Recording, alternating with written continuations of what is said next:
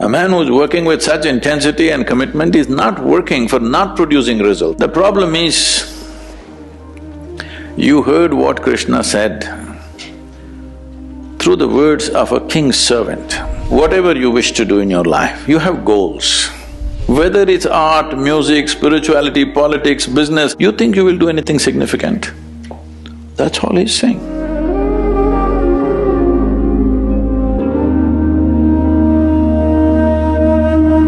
We know the life of Krishna. All these things happened only till he was 16 years of age.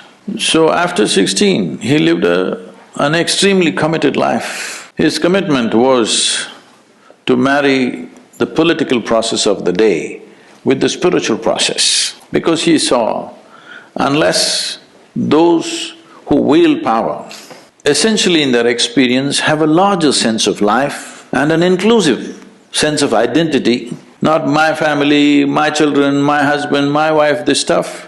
You have a larger sense of identity, only then you must wield power. Otherwise, it will lead to corruption. People say, power is corruption. Power is not corruption. Limited identity is corruption. They believe they're doing the right things and they're doing the horrible things all the time because their identity is so small. A man who's working with such intensity and commitment is not working for not producing results. Obviously, he's working for results. The problem is, you heard what Krishna said through the words of a king's servant. Nobody else told you. He only spoke to Arjuna. Arjuna never spoke. He lived for 36 years after that incident, but he never uttered one word what Krishna told him. He ruled as a king, but never once he said, Krishna told me this on the battlefield, not once. So everything that you have heard is only from Sanjaya, who was a king's servant. You must understand the quality of a king's servant, he's very reliable. But a king's servant is trained never to add his opinion, otherwise his head will go. He will only interpret everything word by word as it was. What is shared between two people, where there is a very deep relationship, so this is a love affair between Krishna and Arjuna because they know each other very intimately. So he's speaking a certain language. So as king's servant takes word by word without knowing the context or understanding what it is, the experiential dimension of what it is, and he's saying, so having said that, what kind of goal will you set up? Right now you're in the university. What kind of goal will you set up? What you already know, you will exaggerate that a little bit and think it's a big goal in your life.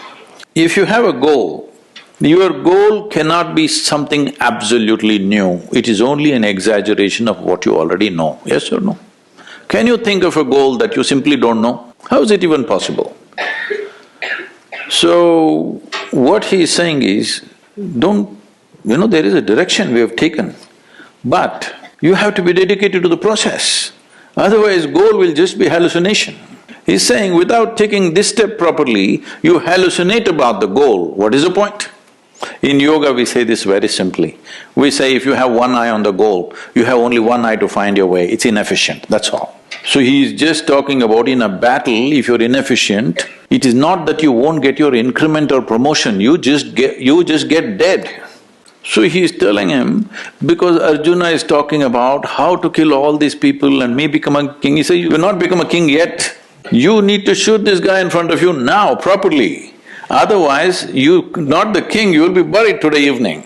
That's all he's trying to tell him. So right now, we have instilled this in them, you just absolutely involved in the process. Know the joy of involvement, first of all. Without absolute devotion to what you're doing right now, you will not do anything significant in your life.